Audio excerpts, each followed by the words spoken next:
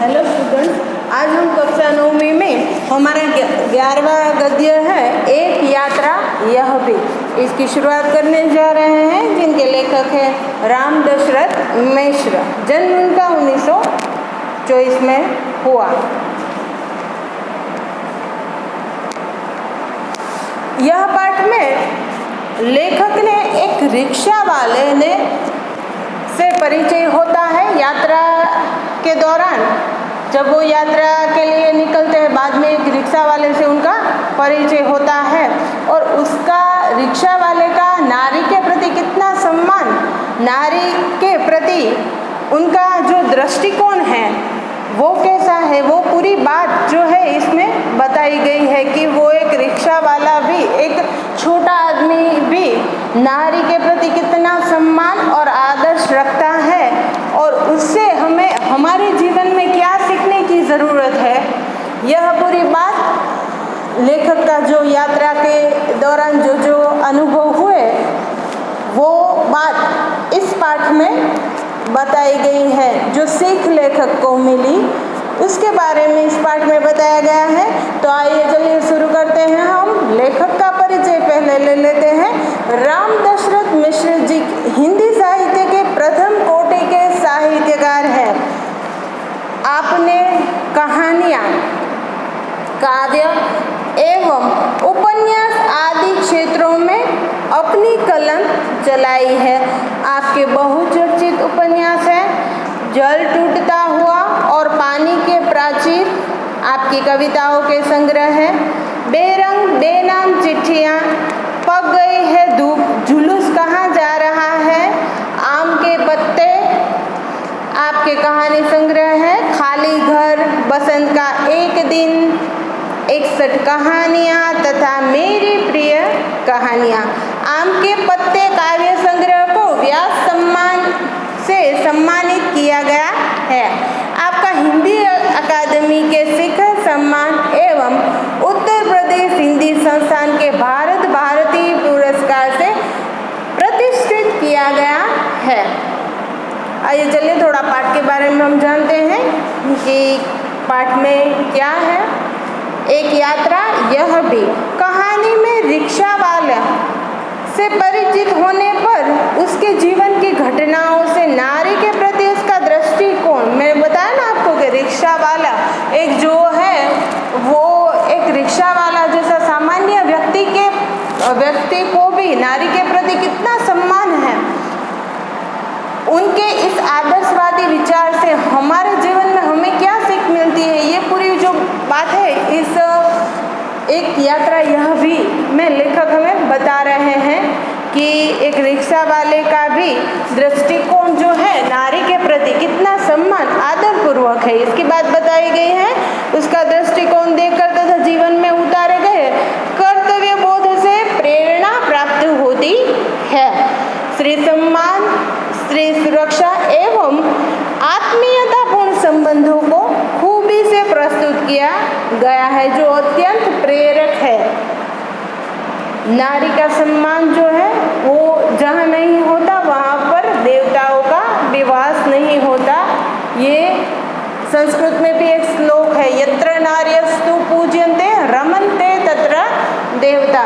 જ્યાં એનો અર્થ એવો થાય કે જ્યાં નારીનું સ્ત્રીનું સન્માન થાય છે, સ્ત્રી પ્રત્યે માન જળવાય છે, આદર ભાવ સ્ત્રી પ્રત્યે રાખવામાં આવે છે, ત્યાં દેવતાઓનો વાસ થાય છે। રમંતે તત્ર દેવતા યાને કે દેવતાઓનો વાસ થાય છે। તો જોઈએ આ એક યાત્રા દોરાન રિક્ષાવાળાની જે નારી પ્રત્યેની જે ભાવના છે એ આપણે સ્ત્રી સન્માન, એણે કેવી રીતે સ્ત્રીની સુરક્ષા કરી, એનું સન્માન કેવી રીતે જાળવ્યું અને જેનો અનુભવ એ પોતાની વાતથી લેખકને કહે છે, પોતાની આત્મીયતા જે છે એ લેખક સાથે જોડાઈ જાય છે, એટલે એ લેખકને બધી વાત કરે છે એના જીવનની, જેનો આપણે પાઠનો અભ્યાસ કરતા પરિચય મેળવીએ। તો આइए चलिए शुरू करते हैं हमारा 11वां पाठ एक यात्रा यह भी। मैं बहुत यात्रा भीरू हूँ। शुरू में क्या कहते हैं लेखक कि मैं बहुत यात्रा भीरू हूँ। यात्रा भीरू यानी कि यात्रा से डरने वाला, भीरु यानी डरा हुआ, डरने वाला, यात्रा भीरु, यात्रा से डरने वाला।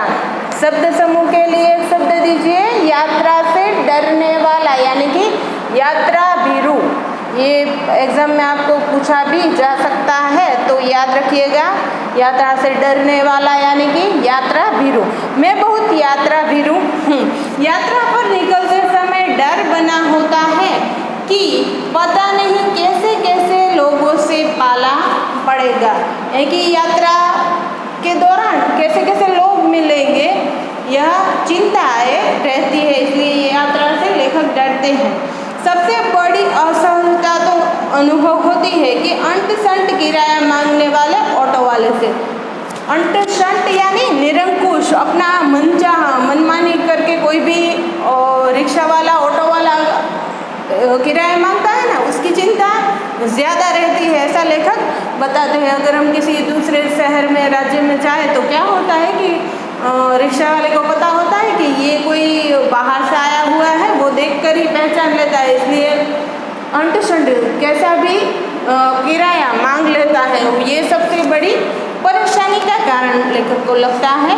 नए शहर में कैसे कैसे लोग मिलेंगे, यह चिंता भी बनी होती है। वैसे भी यात्रा के दौरान कैसे कैसे लोग मिलेंगे, इसकी भी चिंताएं होती है। कुछ चोरी करने वाले कैसे लोग होंगे, कुछ जो है डकैती या कोई कैसे भी लोगों का सामना करना पड़ सकता है। सामान को चुरा ले जाने वाले लोग भी होते हैं। कभी कभी हम ट्रैवल करते हैं, शाम को ट्रेन में या बस में सोए हुए होते हैं, तो हमारा सामान भी कहीं गुम हो जाता है, इसलिए कैसे कैसे लोगों से पाला पड़ेगा, इसका भी डर हमें यात्रा से बना हुआ होता है, ऐसा लेखक कहते हैं। तो इस बार एक डॉक्टर से मिलने के लिए ग्वालियर जाना पड़ गया। पत्नी साथ गई, इसलिए आश्वस्तित बनी हुई थी। आश्वस्तित यानी आश्वासन बना हुआ था। स्टेशन पर उतरते ही ऑटो वाले पीछे पड़ गए। हम चुपचाप आगे बढ़ते रहे। एक नवयुवक ऑटो वाला साथ लग गया। हम कुछ बोले बिना आगे बढ़ते रहे कि उसकी आवाज़ आई, बाबूजी आप आखिर कहीं जाएंगे ही और कोई ऑटो करेंगे ही ना, तो फिर मेरा ऑटो क्यों नहीं। उसकी जिद और आवाज़ में कुछ ऐसा आकर्षण महसूस हुआ कि मैंने स्वीकृति दे दी, यानी कि हाँ कर दी। स्वीकृति दे देना यानी कि हाँ कर देना, सम्मति दे देना। उसकी आवाज़ में लेखक को इतना अपनापन लगा कि तुरंत ही लेखक ने उसे स्वीकृति दे दी, यानी कि उसके साथ ऑटो में चलने के लिए हाँ बोल दी। वह प्रेम भरी बातें करता रहा और हमें डॉक्टर के यहाँ पहुँचा दिया। उसके द्वारा बताए वांछित पैसे देकर डॉक्टर के घर की कॉल बेल बजाई। वांछित यानी चाहिए हुई, उसने जो भी किराया मांगा था वो देकर जो लेखक है वो डॉक्टर के घर की डोरबेल बजाते हैं। ज्ञात हुआ कि डॉक्टर ने क्लिनिक की जगह बदल दी है। ज्ञात होना यानी कि मालूम पड़ना। जब डोरबेल बजाई तभी पता चला कि जो क्लिनिक की जगह है वो बदल दी गई है।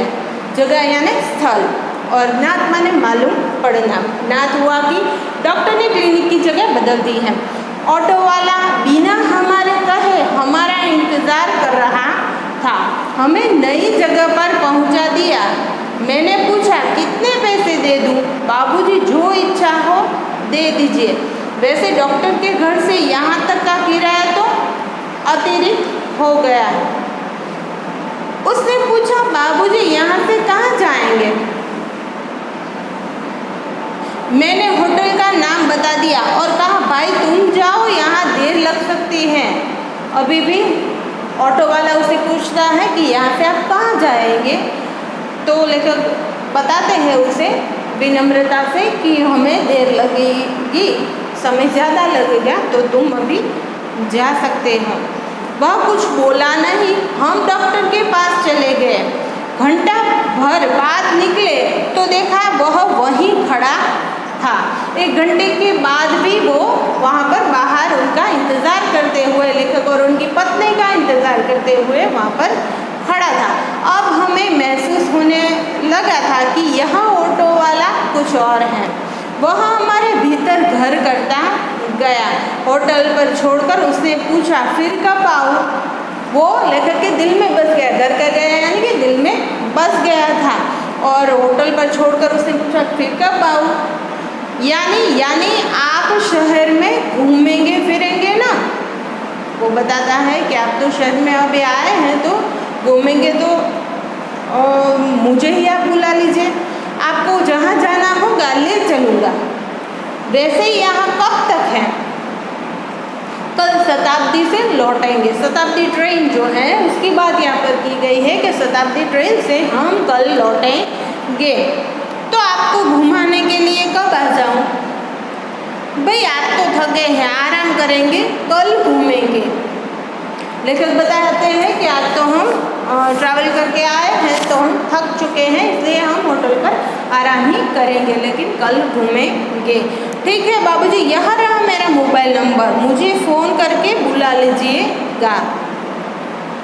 अरे तुमने अपना नाम तो बताया ही नहीं। लेखक पूछते हैं कि तुमने अपना परिचय तो दिया ही नहीं, नाम तो बताया ही नहीं।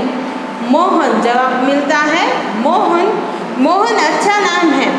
लेखक कहते हैं, दूसरे दिन घूमने का कार्य शुरू हो गया। वह बहुत प्रेम से एक के बाद एक स्थान दिखाता गया। बाबूजी और पत्नी को अम्मा नाम से संबोधित करता रहा। वो बाबूजी और अम्मा बुलाता था। छोटा वाला था ना, उसको लेखक के प्रति और उनके पत्नी के प्रति आत्मीयता से वो जुड़ गया था। उसे लेखक और उनकी पत्नी में उनके माँ बाबूजी दिखते थे, इसलिए वो आत्मीयता से जुड़ गया था उनके साथ। घुमा कर होटल पर लौटे तो चाय पीने के लिए उसे भी कमरे में बुला लिया। अब 2 दिन से वो लेखक के साथ घूम रहा था, तो थोड़ा सा परिचित हो गया ना, इसलिए वो लेखक को फिर होटल पर पूरा घुमा के ले आता है। बाद में लेखक उसे कहते हैं कि आप हमारे कमरे में आओ, हम चाय पीते हैं। वह बहुत संकोच के साथ आया। संकोच के साथ यानी कि शर्मा कर आया, वो शर्मा रहा था, इसलिए शर्माता हुआ आया। चाय पान के साथ हमारी पारिवारिक वार्ता शुरू हुई। एक दूसरे के परिवार के बारे में जानने की बात शुरू हुई। चाय पीते हुए पत्नी ने पूछा, बेटे तुम ग्वालियर के हो? लेखक की पत्नी ने पूछा कि बेटे क्या तुम ग्वालियर के हो? नहीं अम्मा, मैं मूलतः आगरा का हूँ, यहाँ आना पड़ गया है। यानी कि मैं मूल निवासी आगरा का हूँ, लेकिन मुझे यहाँ पर आना पड़ा है। ऐसा जवाब देता है। कौन देता है? रिक्शा वाला मोहन। हमें लगा कि वह यह कहते कहते कुछ भर आया था, यानी कि उसका दिल जो है भर चुका था, इसलिए चुप रहे। लेकिन वह स्वयं बोलने लगा, आगरा में अपना घर है, माँ बाप तो बचपन में ही गुजर गए, बड़े भाई ने मेरी परवरिश की।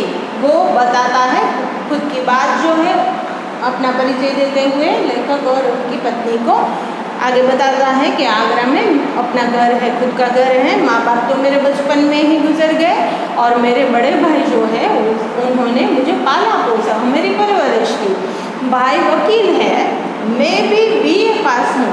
कोई नौकरी खोज रहा था कि वो नौकरी खोज रहा था, पर क्या होता है उसकी ज़िंदगी में आगे, और वो अपनी बात आगे रखता है। एक चुप्पी सी छा जाती है। चुप्पी सी छा जाना यानी कि सब कुछ शांत हो जाना। चुप्पी सी छा जाना मुहावरे का अर्थ दीजिए, यह भी पूछा जा सकता है आपको। तो चुप्पी सी छा जाना यानी कि सब कुछ शांत हो जाना।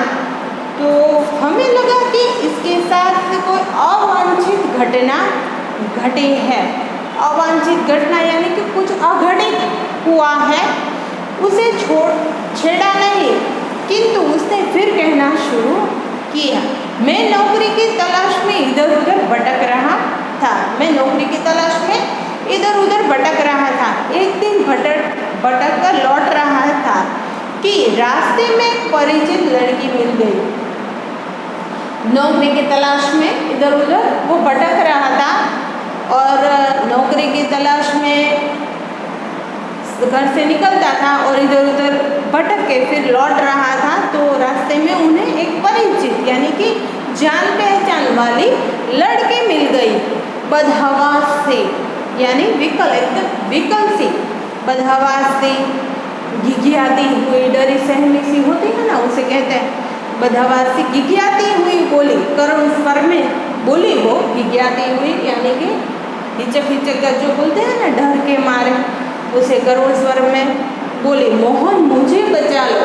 क्या कहती है? मोहन मुझे बचा लो। वो नौकरी ढूंढने के लिए इधर उधर जाता है और एक दिन घर को वापस लौटता है, तो एक परिचित लड़की जो है, पहचानी सी लड़की मिल जाती है, जिसकी बदहवासी और घिघियाती हुई करुण स्वर में बोलती है। क्या कहती है? मोहन मुझे बचा लो।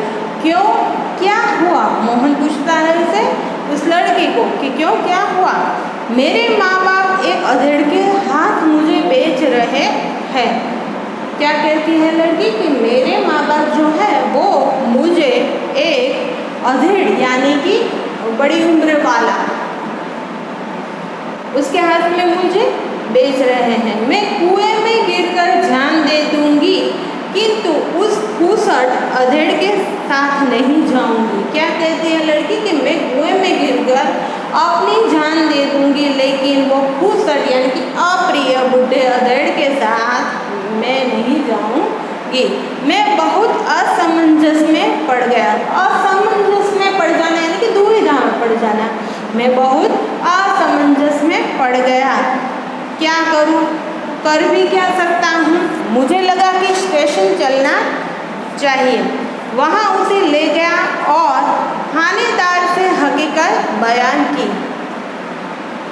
मोहन सारी बात जो है, उनके साथ जो घटनाएं घटी, वो लेखक और उनकी पत्नी को बताता है कि मैं बहुत ही असमंजस में, दुविधा में पड़ गया कि अब इस लड़की जो मेरे पास मदद के लिए आई है, अब उसका मैं आगे क्या कर सकता हूँ, कैसे मदद कर सकता हूँ उसका। और उसे लगा कि थानेदार के पास पुलिस स्टेशन में जाकर उसे सब कुछ बताते हैं और वहाँ पर सारी हकीकत जो है वो बयान करते हैं। वो दोनों जाते हैं थानेदार के पास पुलिस स्टेशन और उनके पास जाके सारी हकीकत बयान करते हैं। वे कुछ देर सोचते रहे कि क्या किया जा सकता है। थानेदार साहब बोले, इसकी एफआईआर लिखकर इसके माँ बाप को हवालात में बंद कर देता, लेकिन फिलहाल चिंता इस लड़की की है कि आखिर इसके लिए क्या किया जाए। थानेदार साहब बोलते हैं, दोनों वो मोहन और वो लड़की थानेदार के पास जाते हैं पुलिस स्टेशन। तो थानेदार बोलते हैं कि एफआईआर करके लिखकर इस लड़की के माँ बाप को अंदर करवा सकता हूँ, लेकिन अभी फ़िलहाल यानी कि अभी के लिए इस लड़की का क्या किया जाए। अब सोच में पड़ जाते हैं। एक छोटी सी चुप्पी के बाद वे एकाएक बोले, यानी कि थोड़ी मिनट सब कुछ शांत हो जाता है, बाद में वो एकाएक बोलते हैं, तुम्हारी शादी हो गई है। मोहन को कहते हैं कि तुम्हारी शादी हो गई है। मैंने न में सिर हिलाया, यानी कि ना कहा मोहन ने कि नहीं मेरी शादी नहीं हुई। तो बोले तुम इससे शादी क्यों नहीं कर लेते। थानेदार बताता है कि मोहन को कहता है कि तुम इससे शादी क्यों नहीं कर लेते। मैं तो इस आकस्मिक प्रस्ताव से चकरा गया, किंतु कुछ पल बाद लगा कि इसमें बुराई क्या है। यानी कि एकाएक ये प्रस्ताव जो थानेदार ने दिया उससे वो आश्चर्य में पड़ गया और क्या करूं क्या ना करूं ऐसी दुविधा हो गई, चकरा गया। किंतु कुछ पल बाद लगा कि इसमें बुराई क्या है। तो थोड़ी देर के बाद उसे लगा कि इसमें कोई बुराई नहीं है। मैंने कहा सर इससे तो पूछ लीजिए, लड़की की भी तो सम्मति चाहिए ना। इसलिए मोहन थानेदार से कहता है कि आप इसकी भी तो सम्मति पूछ लीजिए। थानेदार ने उससे पूछा तो उसने स्वीकृति सूचक सिर हिला दिया। थानेदार ने उस लड़के से पूछा कि मोहन से क्या तुम शादी करना चाहोगे, तो उसने हाँ में सिर हिलाते हुए जवाब दिया। लेकिन लेकिन क्या मोहन? बाबूजी, लेकिन यहाँ की भाभी अपनी बहन से मेरी शादी करना चाहती रही। बात तय हो चुकी थी। अभी उसकी जो भाई जो बड़ा है ना, जिन्होंने मोहन को पाल पोस कर बड़ा किया है, उनकी साली के साथ उनकी जो भाभी है, यानी कि भाभी की बहन के साथ मोहन का ब्याह करवाना चाहते थे और बात भी तय हो चुकी थी। फिर बाबूजी, मैंने सोचा भाभी जी की बहन से तो कोई भी अच्छा आदमी शादी कर लेगा, वहाँ कोई संकट नहीं है। कितना अच्छा है मोहन का जो विचार है, वो कितना अच्छा है कि मेरी भाभी है, उनकी बहन से तो कोई भी अच्छा सा लड़का शादी कर लेगा। पर अभी ये जो लड़की के ऊपर संकट आन पड़ा है, तो मुझे इसकी मदद करनी चाहिए। वहाँ पर कोई संकट नहीं है, भाभी के बहन से तो कोई भी शादी कर सकता है, वहाँ कोई संकट नहीं है। लेकिन इस लड़की की तो जिंदगी खतरे में है। लड़की सुंदर भी है, परिचित भी, और सबसे अहम बात यानी कि महत्वपूर्ण बात, सबसे अहम बात यह कि वह संकट में है। मोहन को ये ठीक लगता है कि लड़की सुंदर भी है, परिचित भी है, और सबसे महत्वपूर्ण बात है कि वो संकट में भी है। इससे विवाह करना प्रीतिकर भी होगा और मानवीय भी, यानी कि इससे विवाह करना अच्छा भी होगा और एक मानवीय भी होगा, मानवता भी होगी। लेकिन हाँ, अब समस्या यह कि विवाह एकदम तो न हो जाएगा ना, विवाह एकदम से तो नहीं हो पाएगा। मोहन ने कहा कि अब ये भी समस्या थी, यदि लड़की घर गई तो फिर वही बेचती जाने का संकट। मैं साथ ले जाऊं तो भैया भाभी नाराज होंगे ही। इसके माँ बाप मेरे ऊपर लड़की भगाने का केस कर देंगे। क्या होता है कि अभी के लिए इस लड़की का क्या किया जाए? अभी ये घर से भागकर तो आ गई है, क्योंकि इनके माँ बाप जो है दड़ के साथ इनको बेच रहे थे। तो अभी क्या करूँ? अगर घर ले जाऊंगा तो भैया भाभी नाराज हो जाएंगे। अगर इसके माँ बाप ने लड़की भगाने का केस मुझ पर कर दिया तो भी मोहन जो है वो फंस सकता था। फिर जब मैंने थानेदार के सामने यह समस्या रखी तो वे बोले, कुछ दिनों के लिए इसे नारी निकेतन में रखवा देता हूँ। थानेदार जी क्या कहते हैं कि थोड़े दिनों के लिए नारी निकेतन है, जहाँ पर ऐसी नारी या जिसका कोई नहीं होता वो रहती है, वहाँ पर रखवा देता हूँ। लड़की से माँ बाप के खिलाफ शिकायत लिखवा कर रख लेता हूँ। 15 दिन बाद उन्होंने मंदिर में उससे मेरी शादी करवा दी। किसने करवा दी? थानेदार ने लड़की के साथ उनकी मोहन की शादी करवा दी। मैंने कहा, मोहन, ऐसे थानेदार कहाँ होते हैं? लेखक कहते हैं मोहन को कि ऐसे थानेदार कहाँ होते हैं जो दूसरों का इतना ख्याल रखते हैं, दूसरों के बारे में इतना सोचते हैं। मुझे तो इस घटना पर विश्वास ही नहीं हो रहा है, लगता है कथा सुन रहा हूँ। लेकिन क्या कहते हैं कि ऐसे थानेदार कहाँ होते हैं जो दूसरों की भलाई के लिए ये सब कुछ कर सकते हैं। मुझे तो यह घटना जो है उस पर विश्वास ही नहीं हो रहा है, लगता है कि कोई कथा सुन रहा है, यानी कि हकीकत नहीं पर एक कथा, एक वार्ता सुन रहा हूँ, ऐसा लेखक को लगता है। आप सही कह रहे हैं बाबूजी, लेकिन यह थानेदार कवि भी है। कवि सम्मेलनों में कविताएं पढ़ता है और इसकी कविताएं मानवीय संवेदना से भरी होती है। ये जो थानेदार है वो केवल थानेदार ही नहीं है पर एक कवि भी है, और इनकी कवि सम्मेलन में वो आता है और उनकी जो कविताएं हैं वो मानवीय संवेदनाओं से भरी हुई है। हाँ, तब ठीक है भाई, हर क्षेत्र में कोई ना कोई मसीहा दिखाई पड़ ही जाता है। मसीहा यानी कि देवदूत, देव का भेजा हुआ दूत यानी मसीहा। हाँ, तब ठीक है भाई। लेखक क्या कहते हैं कि हाँ, तब तो ठीक है भाई, हर क्षेत्र में कोई ना कोई मसीहा देवदूत दिखाई ही पड़ जाता है। हाँ, तब मोहन कहता है, हाँ तब यह कि मेरे भाई भाभी मुझसे नहीं, लेखक कहते हैं कि हाँ तब फिर आगे क्या होता है, फिर मोहन बताता है कि तब यह कि मेरे भाई भाभी मुझसे खफा हो गए और हमें घर से निकाल दिया। खफा होना यानी कि नाराज़ हो जाना।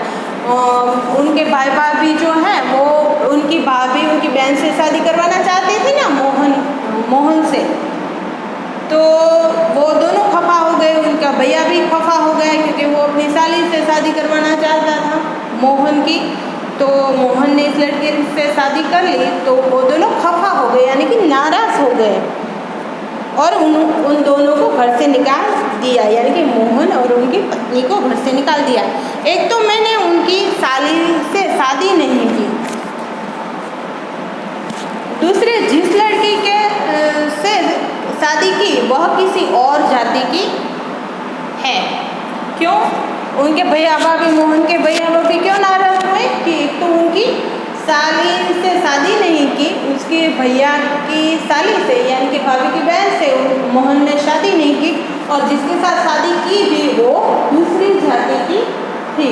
यानी कि यहाँ पर भी हम जानते हैं कि कोई भी युवक या युवती अपने जाति के बाहर अगर शादी करता है तो घर वाले उन्हें अपनाते नहीं हैं। तो यहाँ पर भी ऐसा ही प्रश्न जो है मोहन के सामने आता है कि उसके भाई और भाभी उसे घर से निकाल देते और उससे सारे संबंध जो हैं वो तोड़ देते हैं। तो तुम लोग ग्वालियर आ गए हो। कौन लेकर पूछता है कि तो तुम ग्वालियर आ गए? हाँ बाबूजी, आगरा में हमारा निबाह होना कठिन था। निबाह होना यानी कि गुजारा होना, घर चलाना मुश्किल था। पराए शहर में भले ही कोई अपनापन न हो, किंतु यहाँ परायापन उस अपनेपन से अच्छा है ना, जो दिन रात अप्रीतिकर व्यवहार बनकर तन मन को उद्विग्न करता है। क्या कहता है मोहन कि यह शहर भले ही हमारे लिए पराया है, पर जो हमें दुखी करता है वो उस जगह पर हमें नहीं रहना था, इसलिए हम यहाँ पर आ गए। अप्रीतिकर यानी जिसमें कोई प्रेम न हो और उद्विग्न के व्याकुल। हाँ सही कर रहे हो, कह रहे हो, तो यहाँ कोई नौकरी तो रखी नहीं थी, बस ऑटो का दामन थाम लिया और उसी के सहारे चल रहा हूँ। क्या कहता है मोहन कि यहाँ पर कोई नौकरी तो थी नहीं, तो ऑटो का सहारा ले लिया अपना गुजर बसेरा करने के लिए, विश्राम चलाने के लिए उसने ऑटो चलाने का व्यवसाय जो है वो शुरू कर दिया और उनके सहारे ही अभी चल रहा हूँ, जी रहा हूँ। वास्तव में मैं तुम बहुत बड़े हो मोहन, वास्तव में तुम बहुत बड़े हो मोहन, ऐसा लेकर कहते हैं। बड़े बड़े लोग तो नारी में बड़े बड़े लेक्चर देते हैं, लेख कविताएं लिखते रहते हैं, किंतु अपने व्यवहार में नहीं उतारते।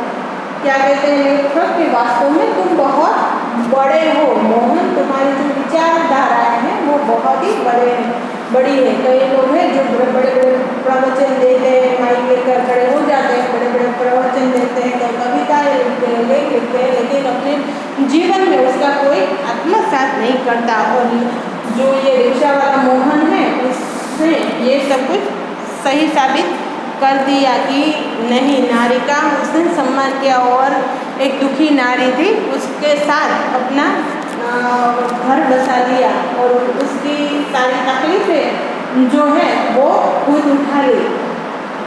तो लेकर कहते हैं कि वास्तव में तो बहुत बड़े हो मोहन, बड़े बड़े लोग तो नारी में बड़े बड़े लेक्चर देते हैं, लेख कविताएं लिखते रहते हैं, किंतु अपने व्यवहार में उसे कभी नहीं लाते उतारते। लेकिन तुमने तो बहुत सहज भाव से एक लड़की को दुर्दशाग्रस्त होने से बचा लिया और अपने जीवन के साथ उसे सम्मानपूर्वक लगा लिया, उसकी पत्नी बना लिया ना उस लड़की के साथ जो दुखी थी और मोहन के पास आके उसको बचाने की भीख मांग रही थी। तो मोहन ने उसके साथ शादी कर ली और उनको सम्मानपूर्वक अपना लिया, इसलिए लेखक जो है उनकी प्रशंसा करते हैं। बाबूजी, इस कार्य से मुझे भी बहुत संतोष मिला। मैंने तो एक बार उसका उद्धार किया, किंतु वह तो प्रायः मुझे संकटों से उबारती रहती है। क्या कहता है कि ये अच्छा कार्य करने पर मुझे भी बहुत ही संतुष्टि मिली है। मैंने तो उसे एक बार बजाया, लेकिन पत्नी जो होती है वो अर्धांगिनी होती है ना, हम जानते हैं ना, इसलिए वो कहता है मोहन कि वो तो प्रायः ही मुझे रहती है, यानी ईश्वर से मेरी लंबी उम्र की कामना करती रहती है। अरे यह तुम्हारा मोहन की यह कहानी हम पर छा गई और वह हमारे मन में कितना बड़ा हो गया।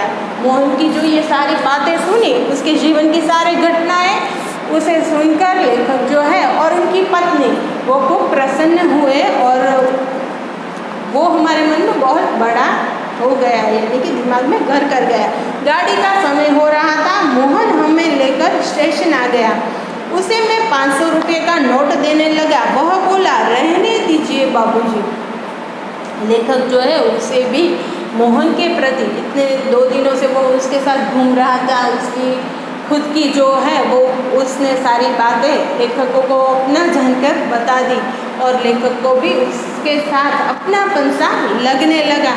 तो वो स्टेशन पर, उसकी ट्रेन का टाइम हो चुका था, इसलिए मोहन जो है वो लेखक और उनकी पत्नी को स्टेशन पर लेकर जाता है वहाँ पर छोड़ने, और लेखक उससे 500 रुपये का नोट जो है उसे देते हैं, पर वो उसे मना कर देता है। मोहन मना करता है कि रहने दीजिए बाबूजी। फिर लेखक क्या कहते हैं, अरे यह तुम्हारा पारिश्रमिक है, कोई दान थोड़े ही दे रहा हूँ, यानी कि मेहनत की कमाई है, मैं कोई दान नहीं दे रहा हूँ। बाबूजी, मैंने माँ बाप का प्यार नहीं पाया। अभी देखिए, लेखक और उनकी पत्नी के रूप में उसे माँ बाप जैसा लगने लगा कि ये मेरे माँ बाप जैसे ही है, माँ बाप की दृष्टि से वो देखने लगा। इसलिए कहता है कि बाबूजी, मैंने माँ बाप का प्यार नहीं पाया, कल से ही लग रहा है कि मुझे माँ बाप मिल गए हैं। इस सुख के आगे पैसे का तो कुछ भी मोल नहीं, पैसा तो और लोगों से कमा ही लेता हूँ। क्या कहता है कि आपसे जो मुझे सुख मिला है, माँ बाप जैसा प्यार, अपनापन मिला है, इस सुख के आगे पैसों का तो कोई मोल नहीं है, पैसे तो मैं कहीं और से भी कमा लूँगा। बेटे, लेकिन मेरी भी तो सोचो। लेखक क्या कहते हैं कि बेटे मेरी भी तो सोचो, मैं बेटे का शोषण कैसे कर सकता हूँ, यानी कि मैं बेटे का शोषण नहीं कर सकता हूँ, ऐसे लेखक बताते हैं। लेकिन यह तो बहुत है, मोहन बताता है लेखक को कि ये तो बहुत पैसे हैं, 500 रुपये ज़्यादा ही हैं, इतना लूँगा तो आपका शोषण हो जाएगा। यह कहकर वह 500 का नोट लेकर 300 वापस करने लगा। वो 500 के नोट लेकर दे रहे थे ना, तो 300 रुपये वो वापस दे रहा था, यानी कि 200 रुपया ही उन्होंने रखे। मोहन ने 200 रुपया ही लिए। बोला, मुझसे इतना पराया न कीजिए बाबूजी, मुझे इतना पराया न पारकू, આપણે જેને કહીએ ને પારકू, એમ મને એટલો પારકો ना गणो। हाँ, जब भी ग्वालियर आइएगा मुझे बुला लीजिएगा। आप जब भी ग्वालियर आए, आपको आना ग्वालियर हो, तब आप मुझे बुला लीजिएगा। मेरा फ़ोन नंबर तो आपके पास है ही ना। क्या कहता है मोहन कि मेरा फ़ोन नंबर जो है वो आपके पास है, तब जब भी ग्वालियर आएगा मुझे ही बुलाइएगा, लेकिन मेरी एक शर्त है। क्या कहते हैं लेखक कि मेरी एक शर्त है। तो मोहन पूछता है कि वह क्या है बाबूजी। ये 500 रुपये चुपचाप तुम्हें लेने ही पड़ेंगे। हाँ, मैं तुम्हें ही बुलाऊंगा, अगली बार जब ग्वालियर आऊँगा तब बुलाऊंगा, लेकिन मेरी एक शर्त है। लेखक ऐसा कहते हैं। तो वो शर्त क्या है कि ये जो 500 रुपये है पूरा, वो तुम्हें चुपचाप लेने पड़ेंगे। वो 300 रुपया वापस करता है ना, तो लेखक उसे मना करता है कि नहीं, तुम्हें ये 500 रुपया लेना ही होगा। उसने 300 रुपये अपनी जेब में रख लिए, जैसे कह रहा हो यह कैसी शर्त आपने रख दी बाबूजी। कुछ क्षण बाद बोला, बाबूजी आपका फ़ोन नंबर तो मेरे फ़ोन पर आ ही गया है, कभी कभी फ़ोन करता रहूं क्या। बाबूजी उसे इतना अपनापन लगने लगता है ना लेखक और उनकी पत्नी से कि उन्हें उसके रूप में अपने माँ और बाबूजी दिखते हैं। तो वो कहता है कि आपका नंबर मेरे पास है, तो क्या कभी कभी मैं आपको फ़ोन करता रहूं, ऐसा पूछता है। इसलिए लेखक जवाब देते हैं, हाँ भाई, शौक़ से, मुझे अच्छा लगेगा। हाँ, तुम शौक़ से कर सकते हो मुझे फ़ोन, मुझे भी अच्छा लगेगा, लेकिन आपका नाम तो मैंने पूछा ही नहीं। 2 दिनों से वो घुमा रहा था, अपनी बातें बता रहा था, लेकिन नाम नहीं पूछा। इसलिए कहता है कि मैंने आपका नाम तो पूछा ही नहीं। इसलिए लेखक उसे नाम बताते हैं कि मैं सत्यकेतु और पत्नी है कामना। मेरा नाम सत्यकेतु है और ये मेरी पत्नी है कामना। और जब हम स्टेशन के अंदर जाने लगे तब वह आंखें में न जाने कितना अपनापन लिए हमें निहारता रहा। और लेखक और उनकी पत्नी स्टेशन के लिए आगे बढ़ते हैं तो वो जैसे अपना सा कोई आता है ना स्टेशन पर छोड़ने, उसी तरह से उसे लगने लगा कि जैसे कोई अपना ही उसे छोड़कर जा रहा है। इसलिए उसकी आंखों में कितना अपनापन था और वो उन्हें निहारता ही रहा। निहारता रहना यानी कि देखते रहना। वो लेखक जब तक उन्हें जाते हुए दिखते हैं तब तक वो निहारता रहता है यानी कि देखता ही रहता है। तो यहाँ पर ये हमारा सुंदर सा पाठ है, एक यात्रा यह भी। ये जो है पाठ बहुत ही सुंदर है, यहाँ पर पूरा होता है। और हम शब्दार्थ थोड़े से देख लेते हैं। वैसे तो सारे आ ही गए हैं, मैंने समझा ही दिया है, फिर भी हम एक बार देख लेते हैं। यात्रा भीरु तो मैंने बताया आपको, यात्रा से डरने वाला। अंट शंट यानी मर्जी में जो आया उतना किराया लेता है ना, तो उसे अंट शंट कहते हैं। निरंकुश जिस पर कोई अंकुश ना हो, ऐसा मनमाना सा। आश्वस्तित यानी आश्वासन, तसल्ली। वांछित यानी इच्छा, इच्छा अनुसार। इंतजार यानी कि प्रतीक्षा। वाट यानी राह। अतिरिक्त यानी उपरांत। छेड़ना यानी कि उकसाना। खूसट यानी अप्रिय। अधेड़ यानी आधेड़ उम्र का जो प्रौढ़ होता है ना, आधी उम्र जिसकी चली गई वो बड़ी उम्र वाला, उसे अधेड़ कहते हैं। हवालात यानी जेल। और अहम बात यानी मुख्य बात। प्रीतिकर यानी मनभाव। संवेदना तो पीड़ा। मसीहा तो देवदूत। उबारना यानी बचाना, यानी किसी मुसीबत से बाहर निकालना। ये चलिए हम देखते हैं थोड़े पर्यायवाची शब्द, विरुद्धार्थी शब्द और शब्द समूह के लिए एक शब्द। तो आइए पहले देख लेते हैं पर्यायवाची शब्द। तो पहला है तसल्ली यानी कि आश्वासन। और अवांछित यानी अनचाहा, जिसकी चाह न हो, अनचाहा जिसे कहते हैं ना, उसे अवांछित भी कहा जाता है। पर्यायवाची शब्द है ये। हकीकत तो वास्तविकता। संवेदना तो सहानुभूति। खूसट तो अप्रिय, जो अच्छा नहीं लगता ना, दिल को प्रिय नहीं लगता, अप्रिय। खूसट को अप्रिय भी बोलते हैं। उबारना यानी कि बचाना। संकोच तो झिझक, झिझक से महसूस होती है ना, उसे कहते हैं संकोच या झिझक। असमंजस यानी कि दुविधा में पड़ जाना। असमंजस में पड़ना यानी कि दुविधा में पड़ जाना है। खफा यानी कि नाराज हो जाना है। अधेड़ यानी प्रौढ़। हवालात तो जेल। और उद्विग्न यानी व्याकुल होना। और यहाँ पर विरुद्धार्थी शब्द है ऑपोजिट। तो वांछित तो अवांछित। समस्या तो समाधान। प्रीति तो नफरत। शोषण तो पोषण। और प्रीतिकर तो अप्रीतिकर। परिचित तो अपरिचित। मसीहा तो शैतान। देवदूत तो शैतान। मसीहा का मतलब हमने जाना ना, देवदूत सा तो शैतान। संतोष असंतोष। अपनापन परायापन। प्रिय अप्रिय। आइए चलिए देखते हैं शब्द समूह के लिए एक शब्द। तो यात्रा से डरने वाला। आपको कहीं एग्जाम में पूछा जाए कि यात्रा से डरने वाला, तो उसे आप क्या कहेंगे एक शब्द में? यात्रा भीरु। अधिक उम्र का व्यक्ति, उसे अधेड़। जिससे प्रेम न हो, उसे अप्रीतिकर कहते हैं। मेहनत की कमाई यानी मेहनताना। करुण स्वर में प्रार्थना करना, उसे क्या कहेंगे? ढिघियाना। तो यहाँ पर हमारा जो ये पाठ है, एक यात्रा यह भी, ये पूरा होता है। और अगले नेक्स्ट लेक्चर में हम फिर से मिलेंगे एक नए चैप्टर के साथ। तब तक के लिए बाय।